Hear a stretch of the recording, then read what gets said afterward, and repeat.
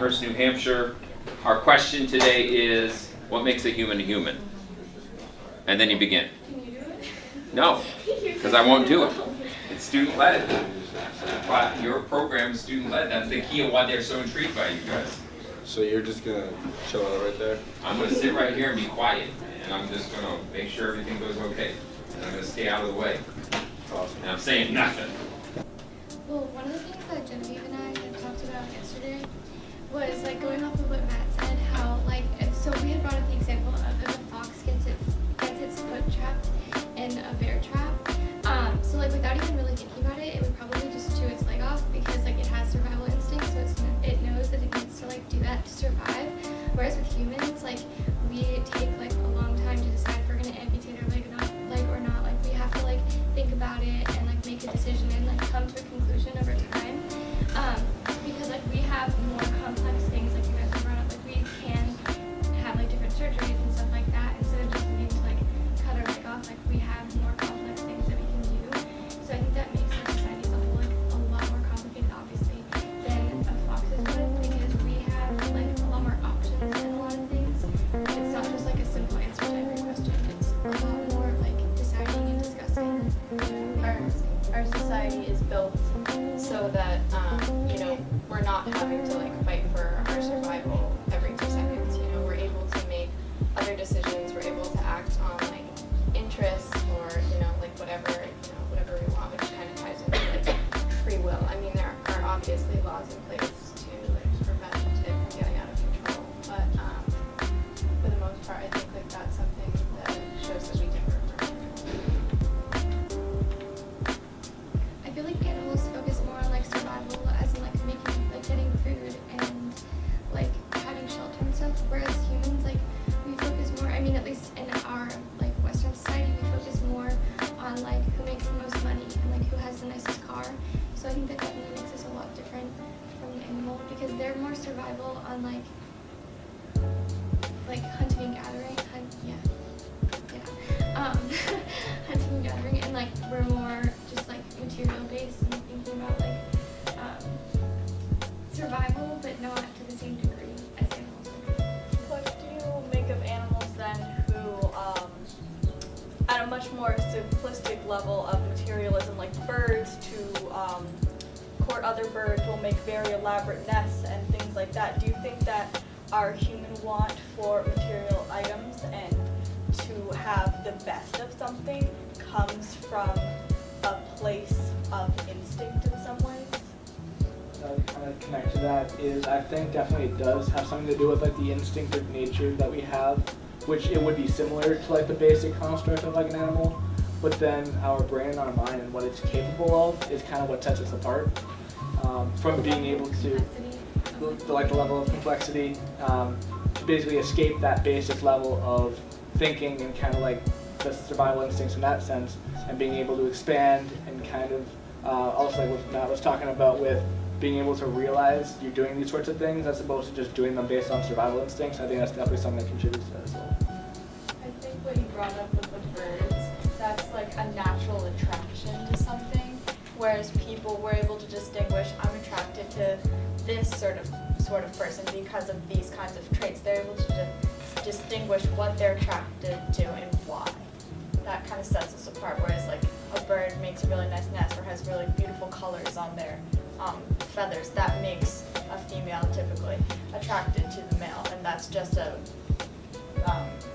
instinctive thing, whereas our ability to see qualities in other people and ourselves that we're attracted to is what sets us apart from things like that. I wouldn't call it necessarily materialistic, You asked is the nest instinct or not. I think that one more sort of falls in line with the need the animals have to reproduce and create offspring to carry on their species. I think that one relates a lot back to just the instincts that animals have to reproduce and basically carry on their families, I guess. I just wanted to say something. I had this big epiphany when Matt was talking about how what sets us apart is being able to think about our own thinking. And oftentimes we use the verb animalistic, that was animal behavior, when a person typically acts before they think, that's kind of like, that's animalistic, so that kind of sets us apart. But when we stop and think about what we're going to do, that's human nature. Like, that's what a human is being able to think before you do. So some of the things that we talked about last time for what makes a human, just to refresh people, were things like free will, with what Matt said, and our ability to reason and our consciousness. So if anyone would like to start from that. I think one of the biggest points that were just made last class, that our last discussion, that kind of hit me was, it was Matt when we talked about how humans possess like the ability to actually go back and think about the way that they think. So like, it's not just one cycle of I think this, so I act this way. It's the process of actually being able to reflect back on previous thoughts, actions, previous perceptions, and actually like dissect those and just use those to advance like your future. Yeah, I think it has to go with that, one of the components we chose that is extended critical thinking, of how like the humans like able to like Caitlin said, look back on like their decisions and like their thoughts of the past and kind of analyze them and use them for the future is what kind of separates the humans from like, I guess, the rest of the world and kind of like defines them as a person. So, do you think that that ability to think about what you're thinking has an explicit tie to morality? Well, we know that other animals that are similar to us, like chimpanzees, have a social structure, and they do like think, but they don't think like how we do. Like Kaylin and Nate were saying, they were saying that our ability to go deeper and reflect on our thought, that separates us. So I think that our morality, I don't think that, actually I do think that chimpanzees like would have a morality. Like if one of their parents died, they would, I don't know, feel something like that. Kind of building off Scott, I think it was either Zach or Caitlin that brought it up before, but we were saying how just because like let's say the chimpanzees have that morality, that doesn't mean that humans don't. And I think that like this kind of shows how like we're the same like in a way, but at the same time humans have that like deeper thought process of being able to like look back on their past and like actually be able to like make complex decisions and more like have deeper thought than like a chimpanzee's kind of shallower thought process. Kind of to answer Shay's question about like thinking about your thinking and like how that's connected to morality, I think that it definitely is, because like you're able to think about what you did do like in a situation, and like you could maybe compare that to like something that either like you should have done or you shouldn't have done, and like you could use like the deeper thought process like that Nate was just talking about, like to define like what you think was like the right thing to do versus what actually happened. So with the right thing to do and with the chimpanzee example of them, is it simply in their nature to, because in their social structures, like, you're not supposed to kill another one in your group, do you think that that is actually them feeling badly about killing another, or is it simply to survive that what is logically best for the group is to have the most numbers and to not have any of them die? So is it really a morality thing of we should not kill, or is it logistical and survival of we need as many as possible? There's definitely connection to morality, and just like not just chimpanzees, but like I know that one that comes to mind is like elephants. How like elephants, it's proven that when like an elephant's like mate dies, they can like die of a broken heart too. So like animals do feel different emotions. So I think we can get into trouble if we start, like, kind of going off what Nate said, just if we start just defining a human by one thing, like defining a human by morality or anything like that, because there is going to be overlap between different species. We saw that firsthand, trying to like plan this and trying to figure out what we were going to say. So it's almost like we have to figure out what's the combination that comes together to make a human. Like it's like one big, like think of it like as a cake. Everything's like a different ingredient, and you need them all to be a human. So like I think morality and complex thinking, those are definitely parts of the ingredients. But I wonder like what else is there. Yeah, I feel like part of the hard part of this question is that like there's no one answer. Like there's not one distinct quality that we're just gonna be able to find as we search. Like so like when we did the thing where we were comparing like a zombie or a human, like we kept finding overlaps and we were able to like cross things off, or we can compare it to a chimpanzee and we'll cross things off and stuff like that. So like it's hard, but you need to find a collection of components that make up a human, not just that one distinct feature, because that's like impossible to find. So you mentioned that we need all parts to be a human, and it's not just something definitive, we can have overlap. But how many of these parts can we lose and still be a human? So we have things like autonomy that make us human, but if you don't have autonomy, are you still human? So to what degree can we no longer be a human?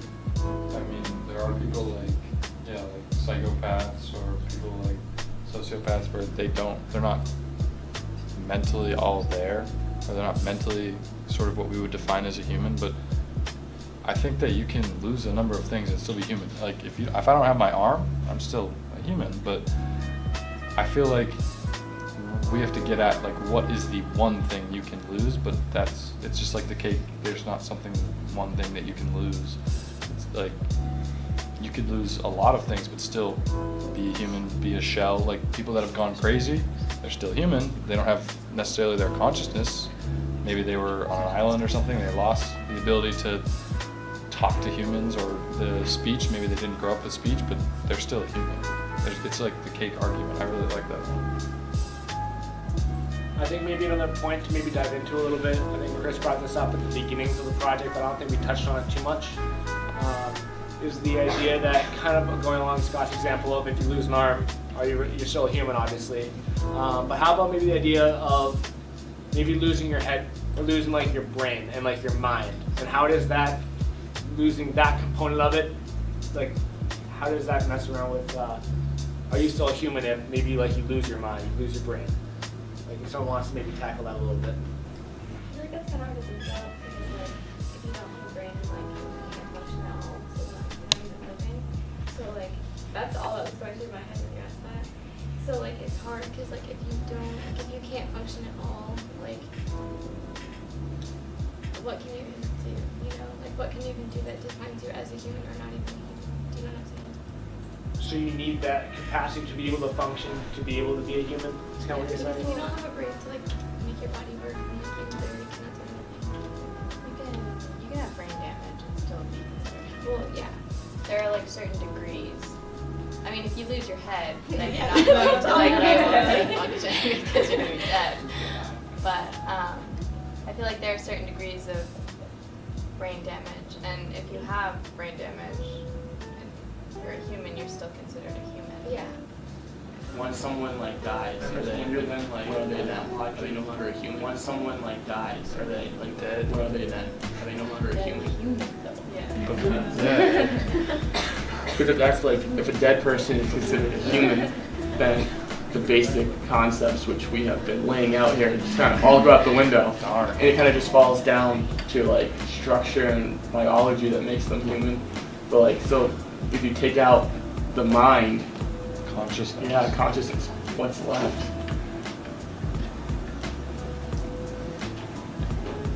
So, do we consider them a human, like, or a dead human?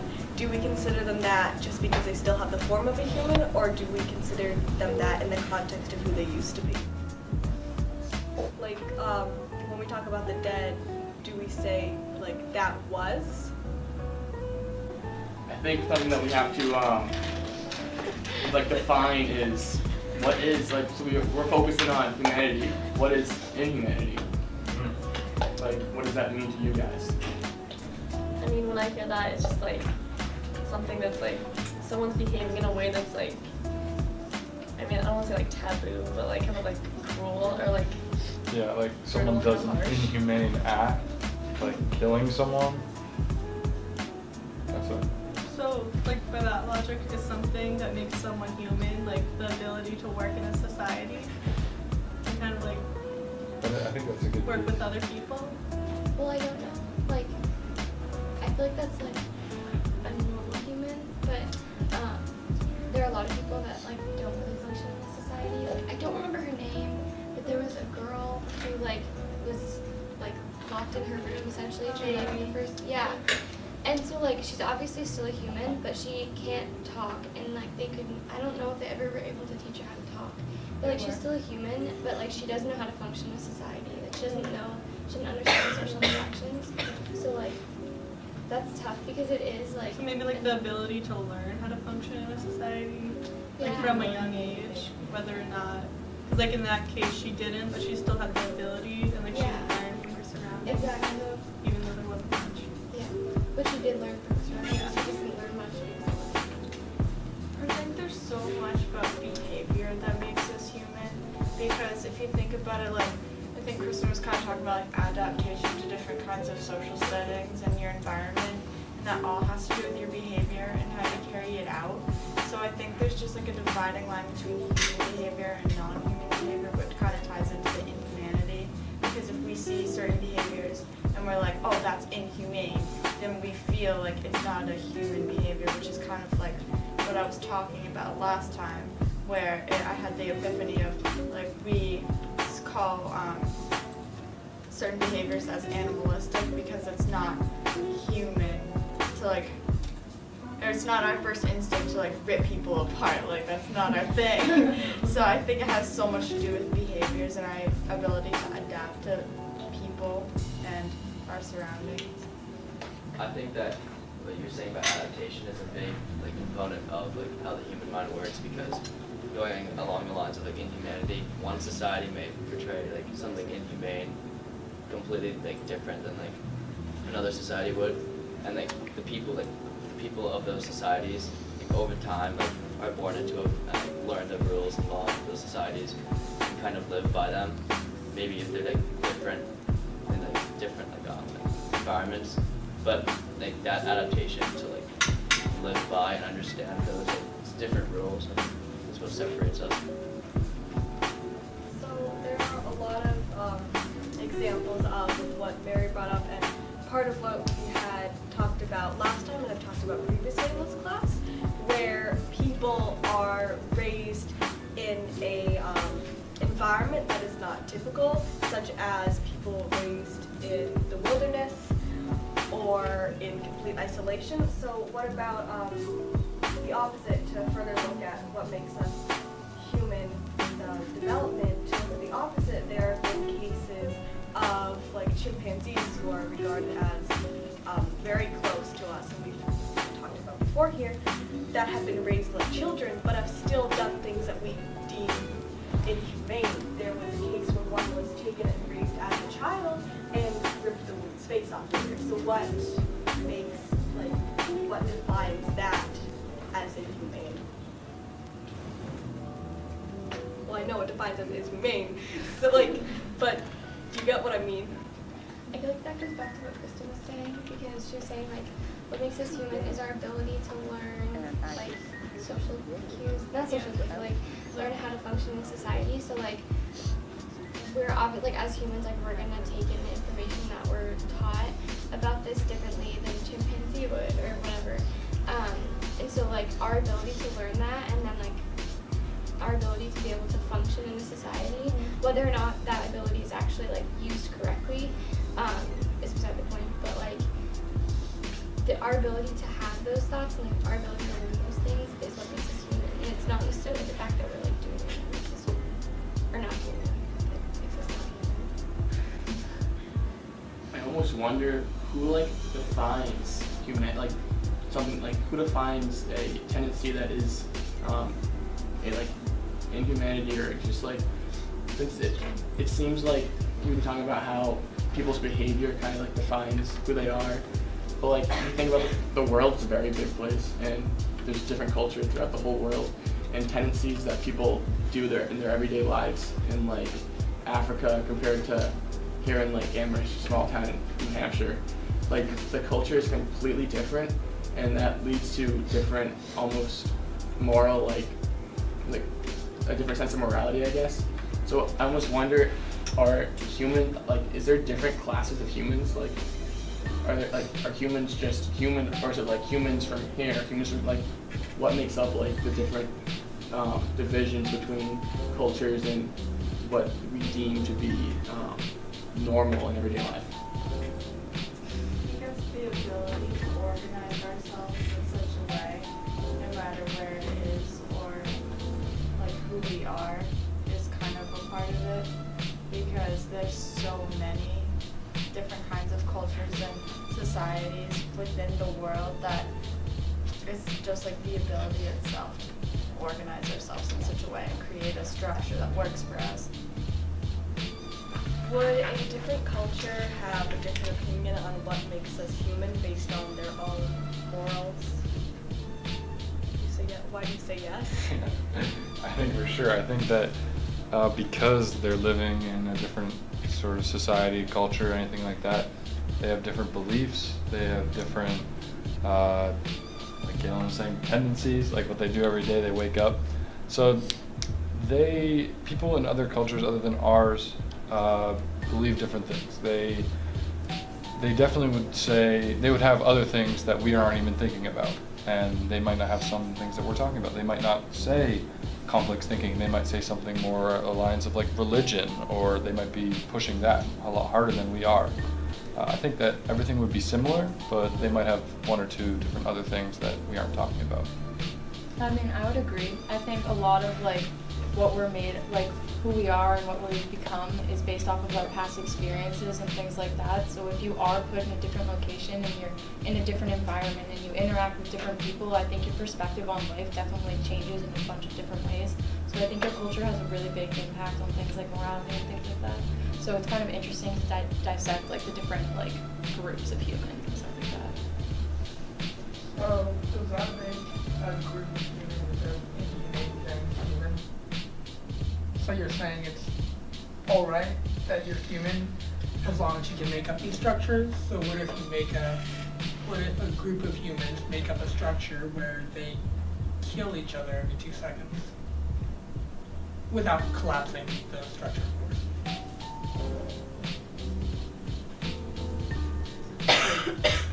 I don't think that's human. I think it's a matter of perspective. If it's us, like in this class, we're looking at like a society that like thinks cannibalism is like the lifestyle. We're gonna like from our lifestyle like Amherst, we're gonna see that as something that's completely inhumane.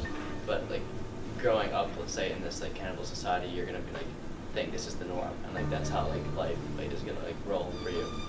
So I think it's like a matter of perspective and like experience and learning that like you like build upon over the years. So I think this is where the different like visions of like reality like kind of clash, and like trying to find that actual like definition of like inhumane. It's like it's a faint line. What they think might be different, but the way they think is the same, basically. They still created a structure in a way that works for them. So it's whatever you put in place, any kind of organizational tool that you put in place to help your society thrive as a human culture, or a human trait. So in that way, are we like trying to say that the term human is very subjective? But like, is there an objective human?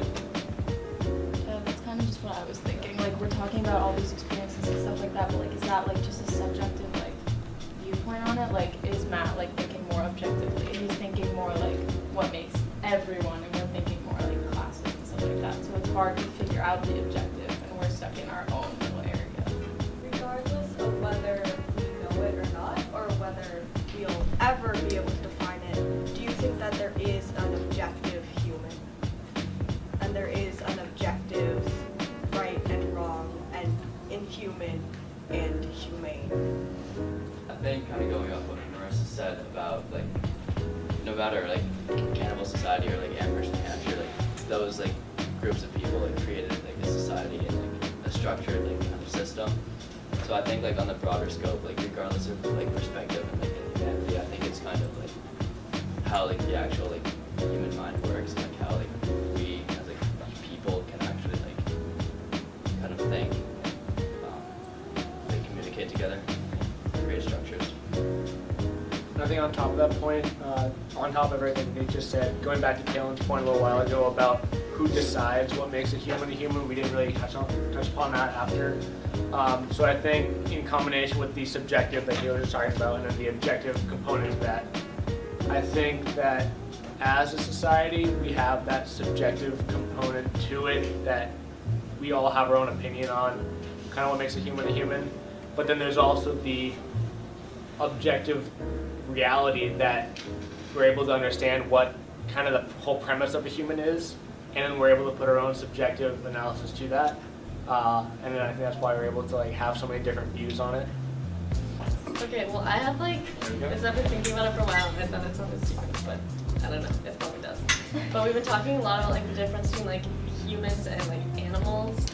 And like, okay, so our question is what makes a person a person? And we've kind of been using the word person and human like interchangeably. And like I wonder if there's like a difference between like human versus like person, as opposed like getting away from more like the difference between like human and animal. Don't know. We are humans, so the person is us. Like, is there a difference between like defining like person and human? Like, will like have the same exact definition? Like would you say like human is like the body and like the person's the mind, or like it's just defining them specifically? Maybe it makes more sense when like the EQ is what makes a person instead of what makes a human a human.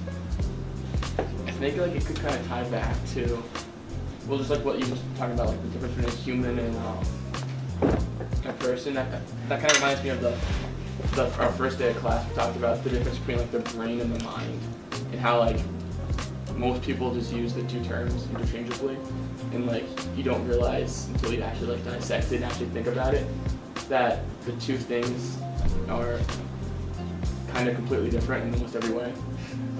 The brain just being the is it an organ? Physical. Yeah, physical organ. Sorry, I don't know. Doesn't take anatomy. I'm not sorry. anatomy. The brain just being that physical thing in your head, and the mind being just so much more, just the way you can think, and so much goes into the mind. So like, I almost wonder like, where would like, is the person like the mind, or like, I like what you like, yeah. Guess I was kind of thinking like, if like the body is the human and the person is the mind, it's kind of like you were talking about like the brain and the mind, and I was thinking like, I don't know, like kind of like me thinking about it, the mind is a part of the brain because you can't like have your own thoughts without having a brain. So I was thinking like, you can't have a mind without a brain, you can have a brain without a mind. So you can have like a human not be a person, but you can't have a person not be a human. I don't know, kind of like So we can kind of relate that to inhumanity, bring it back to that. So if a person commits an inhumane act, maybe on another person, or like, I don't know, beating a dog or something, like super bad, are they still a human? And for itself, that we define it as inhuman, you know? That regardless of whether we in this class think that a person and a human are different, I think as a society, we kind of define them as the same thing.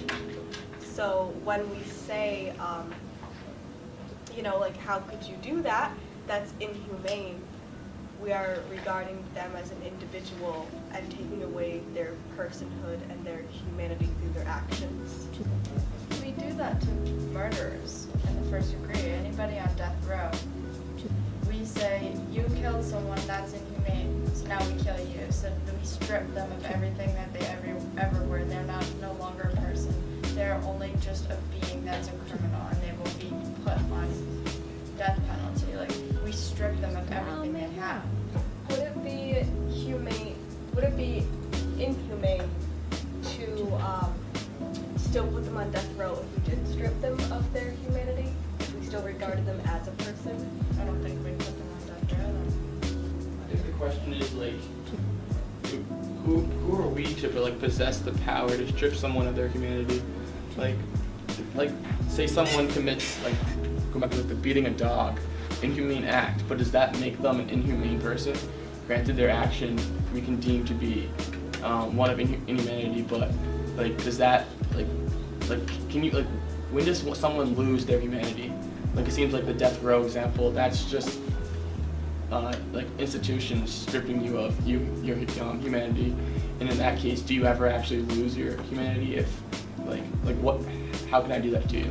I think that people can do one act one day and then regret it the next, but once they commit a crime, maybe something else like that, and they break a law that we have set as right and just, and all these laws, you follow these laws to be maybe a good person or something like that. Once they break those laws, I feel like we have the right to strip them of their humanity, even though they might regret it the next day. They still consciously went out of their way, committed this act, and broke a law. That's just an example. So we can strip them of that if they break the law. But is it actually gone? Like you may say, like my humanity's gone, but they turn into a is number. It actually gone? They turn into a number in a jail. I wouldn't say that they consciously lose their humanity, but we say, oh, you're just a number now. Yeah, like as a society, I feel like it's like, oh, you're not human anymore, like you're not part of our society. But it's not like people who are in prison like don't exist. It's not like they're not, humans. They're just like in a society, they're just not like considered a human. They're not considered like important. So I think that a good example of that happening where we so easily turn people into numbers is in the Stanford Prison Experiment, which I know that some of us know about, do all of us know of it? So how do you think that that's an example of us stripping people of their humanity without them ever actually doing something inhuman? And how do you think that reflects back onto our culture of inhumanity? And that was like a paradox, like looking at that one example, because the act of stripping someone of their humanity without them doing anything wrong, I feel like that in a way is inhumane. So like the people, like in that example, the guards, which I believe they were the guards and the prisoners, the guards were the ones who were inhumane towards the prisoners who, you could argue, had their humanity. So like that was kind of like the reversal of how we deem society today to be, guards being the humane ones and prisoners being the ones who have lost their humanity. So I almost wonder like if it's that easy to change, like will that ever change? Like will there ever be a point that it switches? Like will the majority of people be humane all the time? Like in an ideal world, everyone would be, but looking at like that example and how easy that was for that switch to happen, I almost wonder like, is that point coming? Has it happened? Will it happen? Would it still have been wrong if they were actual convicts and if they had done something inhumane to do that to them and treat them the way that they were treated? Are you saying yes? Me? Yeah, you're nodding. Well, I don't know. Like just like me, like if like me personally, I don't think like it's ever right to like strip someone of like their humanity, and I don't think like that. I don't think like that actually happens. Like so, Scott brought up that they get a number and they get a cell. Like that's who they are. But even like inside the prison, people make friends. People talk to people. Like your life isn't usually over. In prison, like your life is completely different, but your world consists of like the prison yard and the prison itself.